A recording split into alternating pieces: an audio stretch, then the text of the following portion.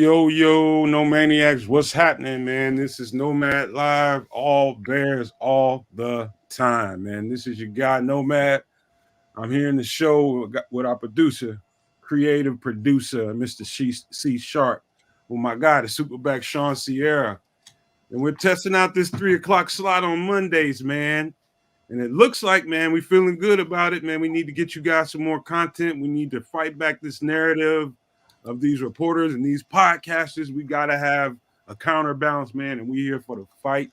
I told you we would. And so here I am being true to the word, but I'm so grateful to have my boy Sean Sierra with us, man, to get this thing kicked off, man. So the plan is for us to do the show on the Monday show at 3 o'clock. I think that's where we're going to be at 3 o'clock on Mondays, and then Tuesday, Wednesday, Thursday, correct me if I'm wrong, Sean, at 12, right? Yes. Okay. So yes, that's the whole idea is to get into some daytime time slots, and it's more important right now than ever. Why? Because we have reporters, we have podcasters trying to create the narrative instead of actually writing it and doing their jobs, waiting till the story breaks or go find the story. They're trying to create the narrative. So word got to me from Chris Sharp that Brad Biggs puts out, I don't know, what is it, Tribune or the Sun Times? I don't know. But it's a Tribune. Okay, on the Tribune that the Bears have to drop. And then see, that's the part that gets me. It's like you're giving a directive instead of actually being a reporter. And what a reporter does is he's a journalist. He finds stories and he writes them. Who do you think you are as a journalist to be telling professional football people what they have to do? It sounds a little bit dictatorial to me. It sounds a bit, as a matter of fact. And that's the part I don't appreciate. So what it seems to me they're doing is setting up the ground, trying to fertilize the ground for a full-out frontal assault on ryanpoles if he doesn't do what they're trying to pressure him to do. And see, that's the part I'm here for. And that's the part we're here for, is to be the counterbalance to that. You don't get it. You don't get to tell what a professional person is doing, has to do for a job. You don't. You have no right to tell that man what he has to do. What they're trying to do is trying to lay the groundwork for an attack on ryanpoles. That's what they're doing. But I hope ryanpoles sticks to his guns and stands firm on what he believes this team needs, which we all know we need, is pieces. And not one single player out there in the world, I think, is worth what might be offered to the Chicago Bears for this first round. There's not a player on earth. And so that's my stance on it. Who do you think you are? We're here to fight back, man. But Sean, how you feel about that whole story? Yeah, it's interesting. I mean, they have a job to do, right, and report the news. But I do agree with you. You know, if you sat there, and here's the funny part, is that when you start telling people, when you start criticizing people, like these guys, no one criticizes them. You know, so they get to put stuff out in the media, in the newspaper, and on television, on radio, and all these things, and sit there and critique people, and you know, and then you get these shock jocks. He's a bum. He's this. He's, you know what I mean? Yeah, of course you have an opinion. It's fine. Okay, but for you to tell people, for some people who are, it seems interesting. It's okay for you to tell another professional how to do his job when that's not your profession in doing his job. So you don't coach football, you don't play football. All you can do, but you're going to tell someone, well, you should have done this. Well, he should have done that. Well, he should have done that. And it's quite interesting that people people will go with some of these reporters and bloggers and whatever, and they have no basis. There's an agenda behind it, okay? Or they're just starting stuff to be shock jocks because they understand that negativity sells, okay? And I had a chat with a gentleman today on Facebook, and he was saying, well, you know, Caleb is so much better than this and this. And I said, well, and he said, you know, the tape doesn't have an agenda. Film doesn't have an agenda. And I said, actually, it does. it depends on what clips I decide to show you.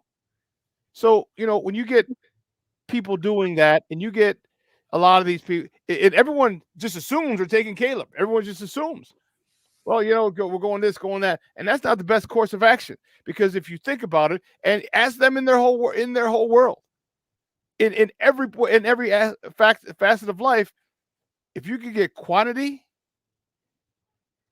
and you get to choose, and you get quality in your quantity, because just remember, all these picks that we're getting, most of them are going to be first and second round picks. So you mean to tell me that you want us to put all our hopes in one guy as opposed to 10, 11 guys? If you don't realize this, when it's all said and done, the number one overall draft pick from 2023 could net us about 10, 11 players. Most of them first and second round picks. That's one side of a ball. That's one side of the ball. And you think someone's going to come in and one person can equal 11? I mean, look at, and let's look at it. What about Ryan Poles' draft picks? How many have been busts? How many in the first couple rounds have been busts? Only one who you say might be a bust is Bayless Jones, and that's the third round. First and second rounders. I don't. You can't call Tyreek Stevenson a bust. He's second team all rookie. You can't call Darnell Wright a bust. He was first team all rookie. Kyler Gordon, Jaquan Brisker.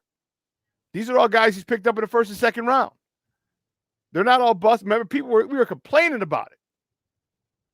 Why do you take these two DBs in the second round? Not last year's draft, the year before. Well, all of a sudden now the secondary is the strongest part of this defense. Montez Sweat might have something to say with that, but you know what I'm saying. So yeah, there's a lot of things going on. It's frustrating because you get a whole bunch of sheeple who listen to these people, and they start regurgitating and spewing out exactly what these people who don't know football or who have an agenda, what they're saying. And it's frustrating when you can't talk and you ask them. And my favorite part is this. This is my favorite part, Nomad, Chris. Well, Justin can't read a defense. And I say, okay, that'll hold water can you read a defense? Can you read a defense in such a way that you can tell that someone else can't read a defense? Because if you can't read a defense and tell whether or not someone else can read a defense, then your opinion and everyone's got an opinion. Your opinion really doesn't matter. Your opinion is null and void. It is uninformed. It is an ignorant opinion. Because the way you tell someone else can't do it, you need to be able to be able to do what they can't do, and show us that they can't do it. Hey, Sean, I'm gonna tell you the most flabbergasting thing I've seen in a long, long time, and it was isolated too. Recently, I seen a couple of reporters who do podcasts do player evaluations now. Player evaluations, not like different positions on the team, strictly quarterback. How funny is that that's happening all of a sudden, and you just decide you want to evaluate the quarterbacks, huh?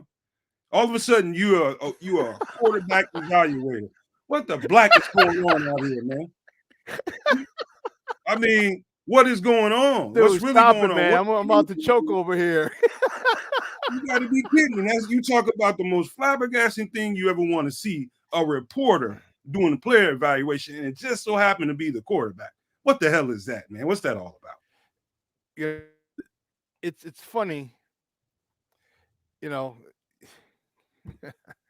Oh, we're pathetic. We're Justin sexuals. Yeah, man, don't pay him no attention. He's a troll. That's okay. That's okay, because you know what? Again, I definitely don't pay him any mind. Because when you start talking and calling people names, then talk football on a deeper level with us. You know what I mean? Like, if you knew football, then you don't need to start Justin sexuals and start calling us names. Then talk football with us on a different level. All right, talk to us on a higher level. Talk football on a level that we understand, that we can talk, that many people can't. But when you can't talk, this is when they This is when they come in, they just start calling names, and that's cool because obviously, at that particular point that that you can't argue because now you resort to name calling like a 12-year-old petulant brat.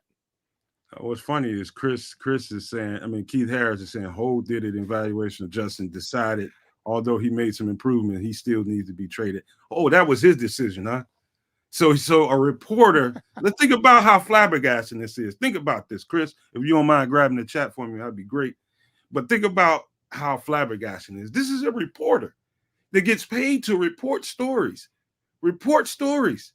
He's so hard to really try to get his virtues being answered that he's willing to take his time and evaluate them because he knows he has a fan base that will eat up the stuff that he says. Yeah. Why would anybody listen to him? And I hate to say that, man, because I'm not against everybody over at CHGO. I'm not. I got friends that work over there, man, and I don't feel the same as I do about all of them, man. But that is flabbergasting to me. I seen the same thing out of Dan Weirder. He just did the same damn thing. Yeah. But that's how desperate they are to have their virtues met. And I'm telling you guys right now, this is why you sign up and you subscribe to channels like ours, man, so that you make sure you're in tune with the people that will fight back because their virtues is to put pressure on Ryan Poles to get what they want. The entitlement that you think you have enough sway to persuade a professional football evaluator what he needs to do with his picks is flabbergasting to me to the point you're gonna put out a player evaluation on one position. Do the whole effing team. Don't just focus on Justin, but we know what your agenda is. See, so look at this Drew Black guy. Drew says, "Why can't you be a fan of Justin?" Also, no, I do. I understand that completely. I understand the whole logic. I understand both. And see, that's the thing. It's like I'm not going to say my opinion is better. My opinion is my opinion. And my opinion comes from my 30 years of playing football and 15 years of coaching. That's where my opinion comes from. Okay? So I get both sides of that particular. I get if you want Caleb, okay, I get your understanding of the resetting of the clock. I get the understanding of his contract is going to be less after 2 years. I get all that. But first of all, it's spent. That's for starters. Okay? Secondly, you're talking about certain things. When people do that tells me that you haven't been in a football locker room. Because what you say is you're telling me you don't understand how important a leader, a quarterback is. And when people will go to the end of the year for the quarterback, and I've been very fortunate to play with quite a few good quarterbacks, All-American in college. All right, I had two other quarterbacks that led us to national championships. Okay, to have a leader like that, that's something that you cannot quantify, and that tells me that you haven't been in a locker room. Or if you haven't been in a situation where you've had a quarterback who can lead, because Jim McMahon wasn't a great quarterback, but he's damn sure was a leader, wasn't he? You know what I mean? And beyond that, Sean, they keep going back to resetting the cap. Listen, if you reset the cap, the holes that you would have to now fill that you could have used with those draft picks, you're going to have to go out in free agency and fill those holes. Yep. So you're going to spend that money regardless of where it's allocated. It's either going to go to Justin, and you're going to have all these rookie contracts you can deal with and players that you can handpick on rookie deals. But if you reset it with Caleb, you still got the holes. How are you going to have to fill them now? You don't have the draft capital, so you got to go out in free agency and get those players. And it's going to cost you either way. Since everyone's worried about how much money. Exactly. So that argument is not valid. No, it's not. And the thing that I also said. I got to point this out. I did watch that show, Cloak 94. Welcome to the show. If you haven't subscribed, please do it. Welcome to the family ahead of time, man. But I do remember being on the show. He was a little bit upset because he was pumping Peter Skoronski, and he got tired of people. He real evaluators saying his length isn't good enough to really play tackle effectively on the next level. He's going to probably transition to guard. That really bugged him. And now here it is, a year later. What is Peter Skoronski? A damn guard. He got on his show. Hey, stop calling him a guard. He's not a guard. He's a tackle. Why are you kicking for this guy so hard, man? He is a guard, man, and that's exactly where he's playing for the Tennessee Titans, guard. So I just had to throw that out there. Yeah, I kind of lost where I was going. Well, we were back at the cap, and also. Okay, I know where I was going. Yeah, go ahead. And here's the thing that people, fail to realize. If you get all these picks, they're budgeted. They're on 4-year deals. You know exactly what it is you got to spend. So you know exactly what it is that you're going to need to pay Justin. And someone says, who wants a bad quarterback who's a leader? Don't find bad quarterbacks who are leaders. I hate to break that to you. You don't get a guy who can't hit the side of a barn that's a good leader. All right. You become a leader because of your performance. You become a leader because of your example that you set, because of the plays you make. So your sarcastic remark is really laughable, because there are no bad quarterbacks that are leaders. All right, you're not gonna follow a guy if he can't perform. Have you ever played sports? Because if you have, the people that are followed, rightfully or wrongfully, are the best players, are great players. Sometimes they're not good people, but they're followed because they're better players. So your comment was, I don't understand. If you're just trying to troll, okay, that's cool. Well, hey Chris, could you please grab the chat for me? But here, let's get to this part. See, when it comes to me, who is Chicago? Who are we? What type of people are we? What kind of quarterback do we want? I think people are so enamored with the next thing that they can't really, they're not grateful for what we have. No, it's not looked pretty thus far. And the stuff that, some of the stuff that's on tape isn't flattering. There's a lot of things to point to about Justin Fields, but I can point to every one of those things you get a little thrown off by with Justin Fields. I can point to every quarterback in football doing some of the same things, some of the same stuff. But I think when you want to cherry pick because you're more interested in the next shiny thing, it's easy to find every flaw that you can in Justin Fields. To me, Justin Fields is the toughest quarterback we've had here since Jim McMahon, in my opinion. I mean, he's got the moxie. He's shown for years that he can handle this. And when put in proper positions and situations, he's shown me that he can lead this team, lead the charge, and put up 30 points a game. I mean, if you get when things are right, when he's getting protected and the game plan was right, those guys were averaging 30 points a game. How do you think that's a mediocre quarterback that has anything to do with mediocre quarterback play is beyond me. And so some of the arguments of wanting the next, people are just so used to this negative start everything over every 2-3 years. They got so used to that. Now that here we have, the word around here is, Chicago has never been able to develop a quarterback. Well, guess what? We're developing a quarterback, and everybody and their mothers are trying to run them out of town. You gotta think about this in terms of what a GM would be thinking when it comes to Justin Fields. Think practically. And when he's looking at Justin Fields, he's not pulling out a stat sheet of his career and saying, you know what, this ain't good enough. You know what he's doing? He's going to look at the film, and he's going to evaluate the film and evaluate the situation that he's been in since he got here. First year, tear down. I guess that counts for nothing with some people. Second year, brings in a new system. His second year was a tear down. Second year was a tear down. First year was thrown into the fire with a crappy offensive line, with a Swiss cheese offensive line, 9 sacks in his first start. Yeah, so first year was with the lame duck coach. Situation was just not good at all. Second year, they bring in rookie coaches and coordinators, not on the defensive coordinator. I don't even think he had defensive coordinating experience. But the offensive coordinator was a rookie at it. The head coach was a rookie at it. And we expected greatness. And so they put a lot of pressure on that kid in a teardown year where the team wasn't as talented as it should have been. So you want to still hold him accountable for that? Fine. We know where your mind is. Here it is this next year. He gets him a piece, gives him two pieces. One of them, for whatever reason, Chase Claypool ended up not being on the team. I think that was a big, huge part, Sean.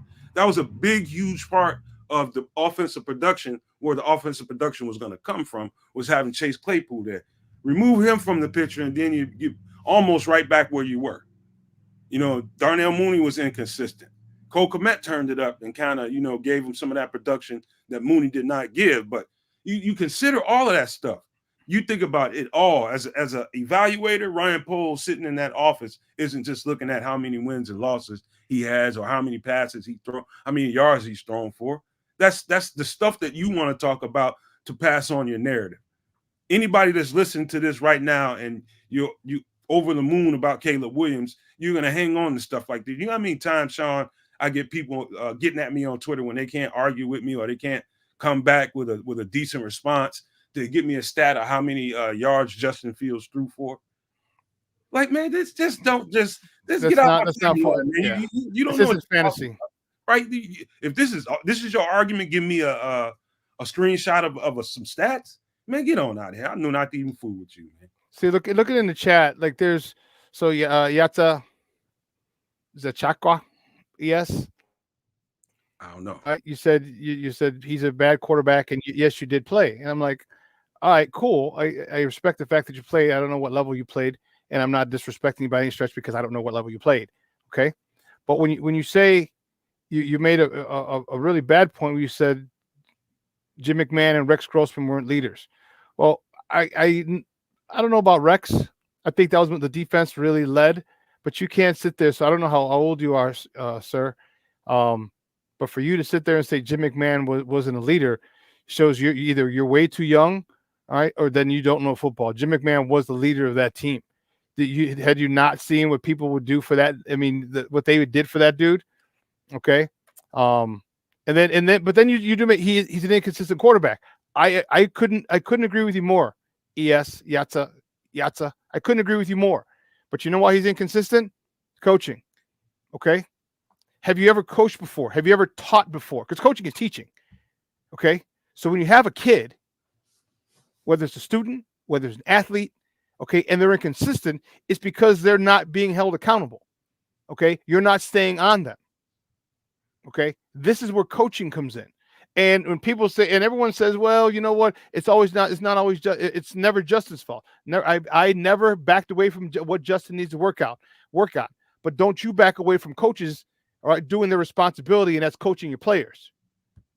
Okay? Because in the football field, on that football field, things happen for two reasons. They're coached or they're allowed.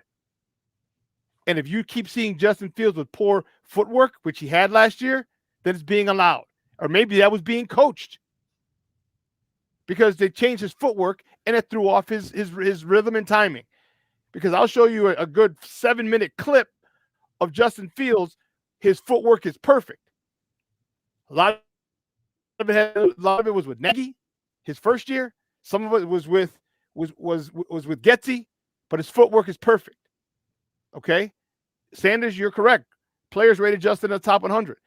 It's you have to understand, coaching is vital. And everyone talks about, CJ Stroud. CJ Stroud goes to another situation where he doesn't have a guy who can develop quarterbacks. He's not the CJ Stroud that you got. He's not. Okay? Let's not put everything on players because, yes, players play, but coaches have to coach. And if you have bad coaching, I don't care what you say. Talent cannot overcome bad coaching. So you mean to tell me that, so you're offensive coordinator who says, let's run back-to-back wide receiver screens when we're inside our 10-yard line. Oh, but man, they can't move the ball. So you're gonna call those plays. Let's have a quarterback take a 3-step drop when we have digs. Those are deep in routes for those of you who don't know. Posts and corners, we have intermediate to deep routes, but you have a drop. What's my quarterback supposed to do when he hits the? And those guys are in the middle of their route. See, you don't understand football, because if you can't talk to me about those things, then you can't talk to me about football, because you're going to say, well, Justin held the ball too long. Well, yeah, because he was instructed to have a 3-step drop. So he has a 3-step drop break. He has a 3-step drop, and guys wide receivers have their back to him. And you know what? You could want Caleb all you want, but Caleb has his warts. Don't just go by what people say. Don't go by the clips that they show you. People will break down. So look what Caleb did. But they won't show you all the miscues that Caleb does. There's stuff that there's wide receivers that he misses. There's wide receivers that he misses. Hey, Sean, I tell people this all the time, man. All 22 might be the worst thing that ever happened to football fans, man. You get somebody a clip. That's just enough information for them to hurt themselves with, man. It really is, man. It's like somebody. You don't know how to break down film. You don't know how to watch film. You're like, well, he's open. Well, yeah, but you don't. But people don't understand and you know why sometimes quarterbacks miss receivers? Because of the progression that they're taught. Okay, and this play, I need you to go left to right because of this. Well, you're going left, and the wide receiver breaks open right, and you don't see him. And you're like, how'd you miss him? How'd you miss him? All right, there's got to be a progression. All right, excuse me. You shouldn't have your quarter. And there were so many times I saw last year where JustinFields had his first read was right, his second read was left, his third read was right. You don't do that with progressions. Progressions have to be in order. You go high to low, left to right. You don't have them go right, then left, then right again. Who has that kind of time? See, but this is football that people can't talk to us about. And they're like, well, I'm still going to take Caleb. Okay, good. You take Caleb. And if Caleb gets coached the same way, gets coached, look right, look left, and look back right again, you think he's got time in the NFL? Okay, good luck. Good luck. But you can't, and this is where, well, I'm just going to stand there. Well, again, if you can't talk football and literally football at this level, then don't sit there and say, well, Caleb's better, because you're literally just, someone's got their hand up your ass and you're their puppet and you're saying what they want you to say. Bottom line. Sean, one thing I learned, man, doing this, you get more with honey than vinegar. Chris, if you don't mind grabbing the chat again, you get more with honey than vinegar. I think most people that watch our shows, man, you're going to run into more people who don't have a real deep, extensive football background than you will somebody that has a deep, extensive football background. And so I try my best not to ever look down on anybody that doesn't know, the nuance that I do. And I try to meet them where they are.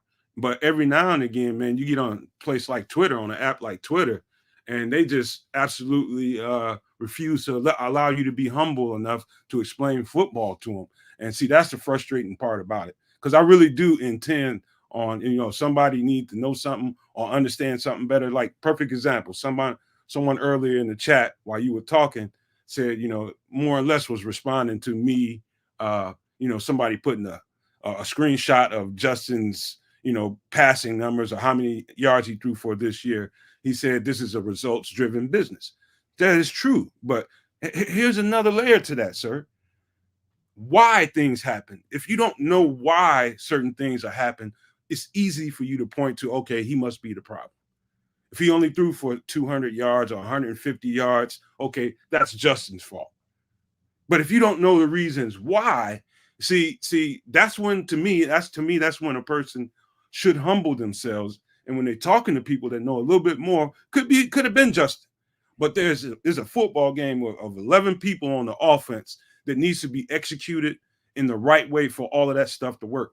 All it takes is one real breakdown somewhere along the line. Flush a guy left or right, anything, man. Somebody not picking up a block, a running back not picking up his blitz pickup. Anything, any and all of that stuff is a receiver not running the route the right way with the right depth. Just the play caller not calling up the right route combinations. might not have been breaking quick enough for him to get the ball out of his hand. Any and all that stuff are layers and nuance to the plays. And so if you just come away from this and say, okay, he only got 150, 200 yards, he only threw for less than 2,500, and you blame the quarterback for that, you got to really think about it in a way that really makes sense. Either you just want to get your narrative across, or you just really ought to listen and try to figure out why. Because, studying film, to notice everything on film takes time to get there. You got to really, really be tied in to exactly what the concepts are. Like, I'll tell you this right now. I am not the most nuanced offensive mind in the world. I know kind of what's going on out there as far as route combinations. Being a DB, I can tell you some stuff about that. But all the, some of the O-line play, man, I'm learning that kind of stuff today. And I've been doing this all my life since I was a toddler. So you can always learn. Don't think you know it all. And so what I mean by that is, if you ever find yourself in a chat and you're talking to experienced and kind of cultured football people, don't be a butt, man. Somebody's probably trying to tell you something you didn't know. But if you insist on being right about what you're saying, and that's the only objective, you ain't gonna learn jack shit.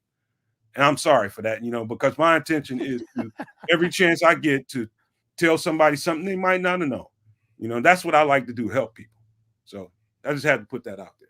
No, I hear you. And being a coach for so long, like, I love helping people too. And I have no problem, educating people. All right. Educating people. All right. But when people who don't know, have an attitude, cool. Why was Gotsy hired as OC if it was fault here in Chicago? Listen. And here's something. Take it for what it's worth. Okay. I said it yesterday. I said it on my show this morning. John, just read that. Just read that for me. I understand that Nomad, but being inconsistent is all we've seen in Justin his whole pro career. Yes, correct. Thank you, master of the obvious. Do you know why you've seen inconsistency? Vizzo Joe, do you know why? And you can call them excuses. We'll call them legit reasons. When you get thrown into the fire with a shaky offensive line your first year, you get sacked 9 times in your first game. Okay? You're running for your life. So then the next year, what do? They take his defense away. Roquan Smith's gone. All right, Khalil Mack's gone. Akeem Hicks wasn't re-signed. Bilal Nichols is gone. All right, Robert Quinn is gone. So all of a sudden, this defense, during that losing streak, this defense gave up 33 points a game. How do you expect any quarterback? I should have sent this to you. There was a stat which shows quarterback records when their defense gives up over 27 points, not even 33, 27 points. The Bears in that stretch for 5 games averaged 30 points a game, and they were 1-4. But you want him to win, and you're talking about inconsistency. But you want him to win, throw it to Smith, Amir Marset, to Dante Pettis, to my man N'Keal Harry, to EQ St. Brown. These are guys that he's throwing to, but you want him to get in a shootout with these teams when his defense is giving up 33 points a game. That's unreasonable. That's 14 straight games they gave up. They averaged 33 points given up. How can you do that? How can you win? Sean, tell me this. How did DJ fare with a terrible quarterback this year? With the horrible quarterback that Justin Fields is, who should probably burn in hell because everyone thinks he's, he kicks people's puppies. DJMoore just had his best career statistically. And this is without Justin for 4 games. Yeah. And before you jump on Tyson Bagent, all right, I looked up the numbers in the 4 games Tyson Bagent had, and DJMoore averaged 54 yards a game in those 4 games. So 200 yards. Imagine if Justin was playing in those 4 games. Because, Justin's running for his life a lot. They're telling him to stay in the pocket. They wanted to what they did, they literally did was they neutralized one of the most dangerous weapons in the NFL from 2022. They said, no, we don't want you to run. And people say, who's going to get hurt? You get hurt more in the pocket. You get hurt more in the pocket standing there when you have no one to throw to, when there's no separation. And people say Justin had time to throw. Yeah, who's he throwing to? There's no separation. You think Smith, Amir Marset You know what I mean? Come on. I mean, there's legit the situations that people get into. There's so many things. Nomad said it. So many things have to go right, and when they do, you think it's simple. Oh, great, perfect. There's so many things that have to go right for an offense, for a team to be successful. Sean, you know, I'm telling him on as far as efficiency goes and how many yards he threw for. The more and more I go back and start looking at games and stuff like that, it was way too many times where the routes weren't breaking fast enough, given the amount of pressure that Justin Fields was under. So if you know you have a shaky O-line, why are you running 15-yard routes down the field, 20-yard routes down the field? Nothing is breaking 7 to 5 yards in. You got dudes pretty much running the same routes down the field for 15, 18, 20 yards. And by that time, Justin is trying to get out of there and trying to see what he can see downfield. And it's just like, dude, you had the cross, just the amount of crossing patterns that weren't there was kind of scary, man. It's just like, dude, are you trying to sabotage this kid? Are you? And that's the whole thing. That was Nomad. That's a Green Bay's offense. It was the crossing routes, the pick routes, the mesh routes. How many times did we see Jordy Nelson wide freaking open? It happened twice a year for us. Every single game that they played, 2 times a year, Jordy Nelson was wide open, and we're screaming, how the hell does this guy get wide open? The pick routes. Okay, where are the pick routes? Oh, the last home game, all of a sudden we saw a crossing route, and DJMoore caught it, went up the sideline for like 29 yards. I'm like, where's that been all season? It's just looking at that aspect of it, like it took me. I watched probably 4 or 5 different games and was seeing how consistent that really was, man. And it's very consistent, man. It's like when you have guys that are having problem with pressure, depending on what team they were playing. Why are these routes so long and not breaking early enough, man? You knew you would have pressure against Minnesota and teams like that, man. You knew you were going to have, different pressure packages against you with trying to think of the other team. What did I say? Minnesota, Cleveland, all of these teams, man, the route concepts were so long. I'm just like, man, dude, this ain't gonna work against a team like that, There's man. No slants, there's no hits. You know what I'm saying? Like, give me a quick slant. You got to get something else going on, pick rubs, something going on, and try to free up some of these guys to get some separation. And you just seen that to a minimum, man. I mean, that was very indicting after watching the film enough times to just like, man, sometimes, and then the obvious runs, with the quarterback, to me, that was like, oh man, you know what? I'm in my heart and my soul and my instincts was telling me, man, they don't mean this cat well. Because you didn't really have to do that as many times as you did. Here's another thing, Nomad. Here's another thing. And you know what? And here's the thing that people, it's very easy to forget. Okay? This offense that they're running is not as simple as you think. Okay? Because their offensive coordinator, remember, Lukegetsy wasn't even the offensive coordinator in Green Bay. He was a quarterback's coach. All right? The offensive coordinator was Nathaniel Hackett. Okay? Nathaniel Hackett went to Denver. He didn't last a year in Denver. And he went to a Super Bowl winning quarterback and a Pro Bowl a Pro Bowler in DK Metcalf, Jerry Jeudy, a young cat ready to step up. And they had problems and he got fired. Didn't even last a year. And this is with a Super Bowl winning quarterback. Should have been a 2-time Super Bowl winning quarterback, but I digress. And a Pro Bowl receiver and a young stud that they drafted out of Alabama. And they couldn't get that offense running. But yet you want to take away a guy's defense, give him the practice squad wide receiving core that he had and expect him to win. And someone said, when do you hold Justin accountable? I'll tell you when you hold Justin accountable. When you give him what he needs. Okay? Hey. You give him a coach. I'm not even going to ask him for a great offensive. Give him a coach that can develop quarterback. That's the only thing I want from him. For him. I'm not asking you for another Pro Bowl Hall of Fame receiver. I'm not asking you for Anthony Munoz left tackle. I'm not asking you for a Brent Noah Novacek or a Gronk as a tight end. Give me a quarterback guy who can develop him. Because if we get a quarterback guy, which I think we have now in Shane Waldron, and he can't get it done, then yes, then that's when he gets held accountable. But when you're taught and you're not coached properly, and can you be evaluated if you're not being taught properly? Well, one of these, this Starsky Love comment really sticks to me. It sticks to my ribs because this is the part that really pissed me off. So I'm gonna read Starsky Love's comment. Appreciate the comment. Remember the 2 games where Justin Fields threw for 18 and 600 yards, mainly out of 12 personnel. But no one talks about that, Nomad. No one wants to talk about that. Against Minnesota. He started the next game with an empty backfield. That was sabotage.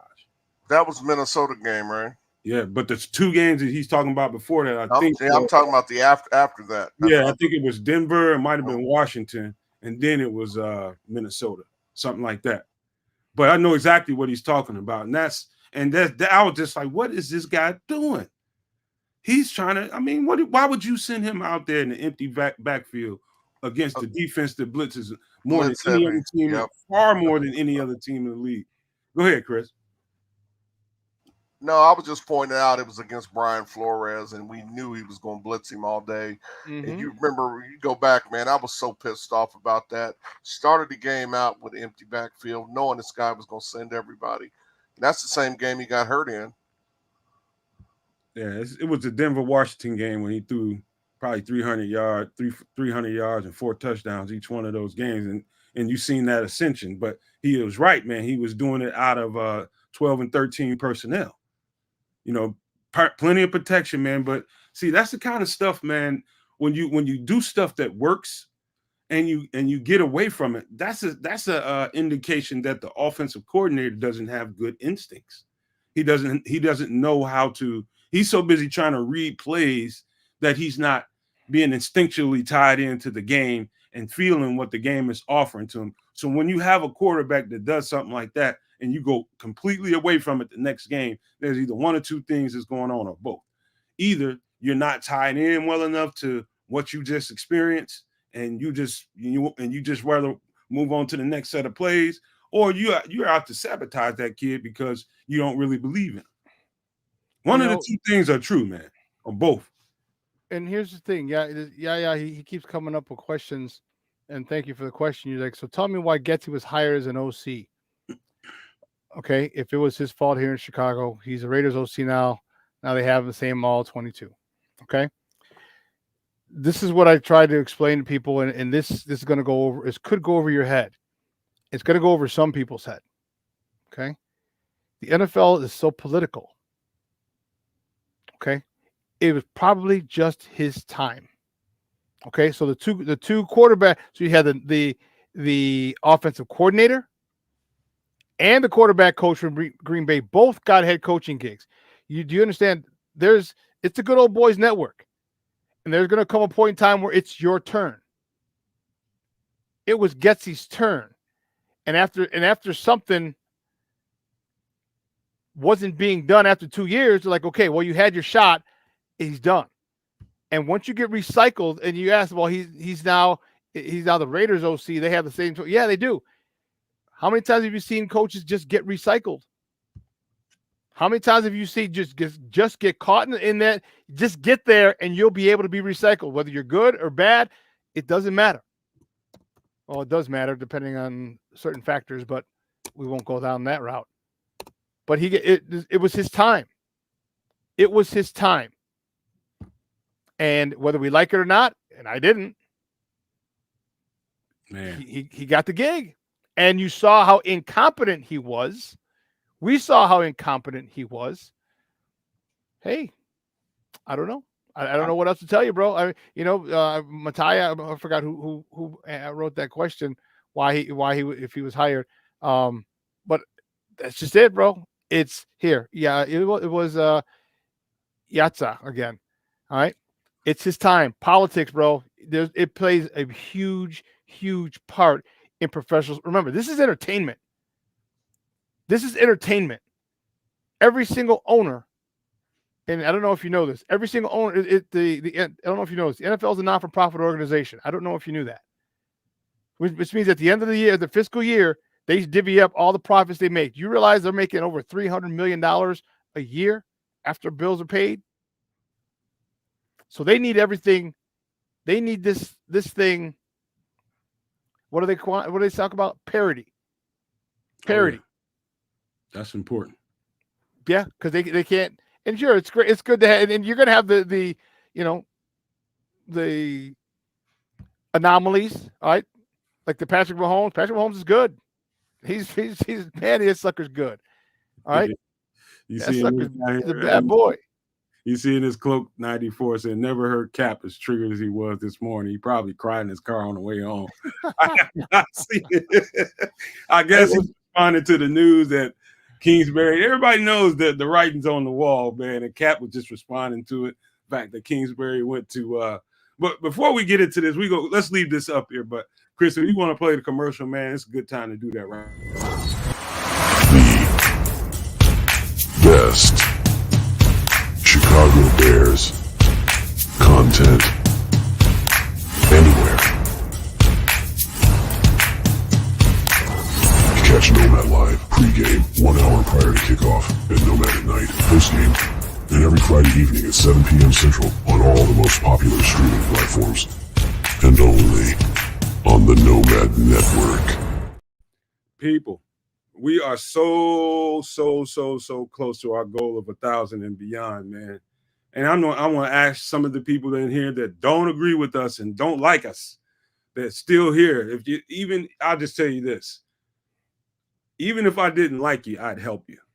You know, if you were in need of something. Even if I didn't like you, I'd help you. That's what kind of humanitarian that I am. That's the kind of person I am inside of me. Even if I didn't like you, I'd help you. But all we're asking you to do, if you haven't subscribed to the channel, to please go ahead and do so. We are really trying to get to 1,000 and beyond, and it would be lovely, and I'd be so grateful for you guys to do that for us, because you've been wonderful to us so far, man. We got off to such a hot start, man. You guys have let us know we're in the right lane and we're talking about the right things and doing it the right way. We find that out every day. Every time we do a show, the comment section lets us know all the time, man. So appreciate you guys. For all that have not subscribed to the channel, please do that. For all of you guys that are in this show right now and haven't hit the like button, please do that for us. That makes a difference too. It lets the YouTube algorithm know that you like the content and then make it more prevalent for you. So appreciate you guys ahead of time for doing that for us. But yeah, let's get back to that comment he made about Cap. That was pretty funny, man. So I think once the news got out that Kingsbury was going to Washington, and it hit I have never in my life, I've seen how people reacted last night. I mean, people were mentally breaking down last night, and today they're just coping so hard, man. It's just like, I was like, wow. I mean, now it's off of Caleb Williams. Now it's Drake May. Yes. It's like, what are y'all doing, man? What is this all about, man? But go ahead, Shad. I ain't gonna talk too much. No, it is. So when the writing's on the wall, like, oh man, and they start to feel that Caleb's not going to be it, then they're jumping to somebody else. They're hitching their wagon to somebody else, and it's funny. It's funny, you want someone to succeed. You claim you're Bear fans, okay, but then you still don't call out what's necessary. And some of you are, and that's the crazy part. Some of you say, Getsy sucks. Get the Fields out. He sucked too. Well, this is the guy who's coaching him. This is the guy who's calling plays. This is the guy who's not developing him. So you're complaining about the offensive coordinator and how horrible he would. Okay. But then you don't see the ramifications of it. Of him not being coached. And somebody put that polls will not be bullied, and I truly believe that. Thank goodness. Hell no. Thank goodness. Sean, I really love the fact that he has said the hell with you, the hell with you, the hell with you, the hell with everybody, and done it his way. I am grateful that we have a guy like that. Okay, because he's made mistakes. He's had a hell of a lot more makes and hits than mistakes. Sean, let me tell you something. You know why the media is so determined right now? They, especially people who work in sports radio and write for newspapers and things. It's a dying industry. Number one, they used to have so much power because we didn't have social media platforms, and we didn't have YouTube channels, and the fans really didn't have a voice. It was whatever you saw on the local news at night or the national news on ESPN, and whatever it said in your local paper. That's probably going to be law. That was it. And so if you get writers like Biggs and like Weirderer make a story demanding that Poles does this or that, in most cases, that GM and personnel guy folded to the pressure because they didn't want to face the backlash that these kind of people would create for not getting the person that they wanted. But the space is so different now. The landscape is so different now. And like I told you guys at the beginning of the show, for a long time in my life, I always wished I had an opportunity to have a voice to fight back, because these dudes are privileged, man. And they think they're entitled to be able to do that, to put pressure on professional people that are pros at what they do. You think you have enough cachet because you're a known reporter or a known radio sports host or whatever it is, radio show host.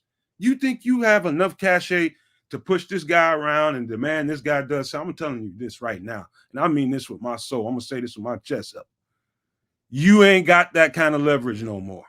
You know why? Because people like us are here. Because people like us are here that'll stand up for what we know is the right thing to do, not what you think is the best thing for the team. You stick to your career over there in journalism and let us people out here talking about real football, talk about real football. And if you don't get what you want, which you probably will not, you think the pressure campaign to try to get Poles fired and put all these instant demands on him that he's got to get to the playoffs, get past the second round or something wild like that, because that's what they're going to come with. They have to get to the playoffs now. They have no choices. That's what they're going to go to. The minute Poles doesn't do what they tell him to do. And so I'm just going to tell you right now, anybody listen to my voice and you go tell them people, all you people in the chat, you let them know the next time you go to those shows and go to somebody else's podcast that's talking that crap. The Nomad Network is going to fight you back. We're going to fight back. We're going to make sure the truth gets out there and the net and the playing field gets level. I'm just going to tell you that right now. I'm on a mission, and I ain't going to stop calling people out. I ain't going to quit calling names out. I'm just not, because I can't stand it. I stayed quiet for too long because I couldn't have a voice. But now we have a platform. I'm just going to let y'all know now. Those dudes ain't going to get away with that. We're gonna level the playing field. I'm just going to tell y'all that now. Yeah, and you have to understand, and what I love about this is that so many times you'll get people who are literally more qualified and more knowledgeable than the people who have bigger platforms. Okay, you get people who have played the game. You get people the game. You get people who had to break down film. I mean, there's so many different things, and they don't like it. They don't like it because their voice, people are able to combat them. People are able to go toe to toe. People are able to out talk them because they come with experience that these people don't have. They just don't have. Cornelius, you put that. I told you about it. First of all, sometimes you got to pay what you owe. All right, and I'm pro player. I want Justin to get as much money, but due to what the Bears did to him, he's not going to be able to command $500 million. All right, he might only get 180. 5 years, 180. I don't know. That's pretty damn good to me. That's 30 plus a year, and that's not breaking the bank. So for me, here's the thing. People talk about, and I love when people say, well, Justin, I haven't seen enough from Justin, blah, blah, blah, blah, blah, blah. I'm like, but do you have a trained enough eye to see? Because when Justin's throwing touchdown passes, when Justin hit DJMoore stepping up in the pocket in Detroit, you're not complaining about Justin. All right. When Justin is running and wowing people, okay, you're not complaining. When he escaped the tackle in the last home game, was it Minnesota? Or the Lions last home game where the Falcons, where he almost got sacked to do it. He had to hop around and broke out and then ran for the first down. We have a special guy here. Okay. And you've seen what he can do in college. And it's not as if he played in the Big Sky Conference. He played in the Big Ten. He played in the college football playoffs 2 years in a row. This guy understands what big games are. This guy's performed in big games. You don't forget how to play football. You just, unfortunately for him, he graduated to a coaching staff that was very inexperienced and was unable. So you have to understand, here's one thing. Justin Fields is a special, special player. And you have to coach him differently. You have to coach him and his people with his talents differently. Because they're so rare. You think Andy Reid coaches Mahomes the same way? No, he's hard on him, but man, he lets him do what once he sees he thinks he can do. He does a whole bunch of stuff. He allows him to be himself, and this is what we needed Justin to do. I'm telling you, Justin Fields. You watch his college. You watch how effective he was, how much of a leader he was. He said he runs fast. It's not rare anymore. Well, it's pretty rare when guys can't catch you. It's pretty rare when you have 4 games with 50-yard touchdown runs or more. You follow me? Well, Mr. Ma'am, I will say this. You said you won't be a Caleb Williams fan if the Bears draft him. I have to disagree, sir. I am a fan of the jersey, and I will love the dude if he ends up here. So, to me, it's not Caleb versus Justin. It's just logic. It's net value. It's net. What is the net gain? And to me, the net gain. Who's TBG? The net gain in keeping Justin and adding a mountain of picks versus just drafting Caleb. The net gain to me is no question about it. So, but if he does end up here, I'll root for him like I rooted for every other Bears quarterback. Okay. We gotta get ready to get out of here. So we gotta wrap this thing up in about 60 seconds. Sean, Chris, you want to give any shout outs before we get out of here? You caught me in the middle of this cookie, man, but it's all good. We can go Sean first if you want. No, I'm good. I just want to say, hey, you guys, we had quite a few guys in here in the chat today. I appreciate each and every one of you guys, even the guys that don't agree with our take on it. Thank you guys for coming and joining us. Please hit that like and subscribe button, set your notifications because we're going to be doing a lot of content coming up. Again, I appreciate Sean for being here. I'm always in classroom, sitting on the front row when he's here because the brother knows his stuff. And so thanks again for everybody for joining us. And hey, bear down. All right, Sean, you got any shout outs? Yeah, just everyone in the chat, even the trolls, no problem. All right, we just see things differently. And that's cool. You know what? Keep coming, checking it out. I appreciate it. But like we said, like Nomad said, don't be too proud to learn. All right? Don't be too proud to learn. And even, you know what? Even if you don't want to learn, just be open-minded. Because there are other things, other perspectives that might be a little more knowledgeable than yours. You're free to have an opinion. It's a great country. But just because you have an opinion doesn't mean it's an informed one. All right. And and the thing is, we want to educate. I don't like meathead fans who want to throw numbers out. Those are for stat boys who've never played the game and they want to be relevant. Okay. Sometimes just listen to understand. And then if you listen to understand, you can agree to disagree, and we'll keep it moving. That's simple. Hey, my grandma told me a long time, boy, if you learn how you start listening a little bit, boy, you might be dangerous, boy.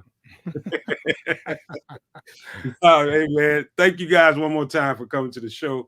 You guys are rewarding us in a big way for doing daytime content. You're telling us with authority, with your chest out, Nomad, Sean, please give us more daytime content. We need you in this space. think that's what they're telling us, Sean, man. I believe that in so my too. heart. And so what we're going to do is we're going to deliver, man. We're going to keep bringing you daytime stuff. So definitely set those notifications until we got firm days and times. I think we have an idea. I'm pretty sure we have an idea exactly when we're going to do it.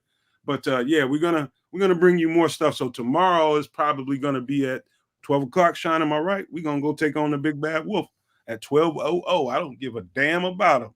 I'm just going out there and doing my thing, and we're going to do our thing, man. And we ain't worried about no CHGO. We're going to do it right on their time slot. And so before I get out of here, I got to remind you guys, we got another show coming up at 7:30, Mock Draft Mondays with the regular crew. And we got a guy, Petty Murphy, who's in the chat. Black Diamond is going to be the featured guest. One of the Nomaniacs is coming on to do his mock draft. So like I told you guys before, if you want to get in and do some of that stuff, all you got to do is hit the email, hit us on the email, man. We might not be able to get everybody in, but we're going to damn sure try, man. So look out for that tonight at 7:30 p.m. Central. We will be on doing Mock Draft Mondays featuring your guy, Petty Murphy. But before we get out of here, I got to leave you guys with this. Love, peace, and hair grease, y'all.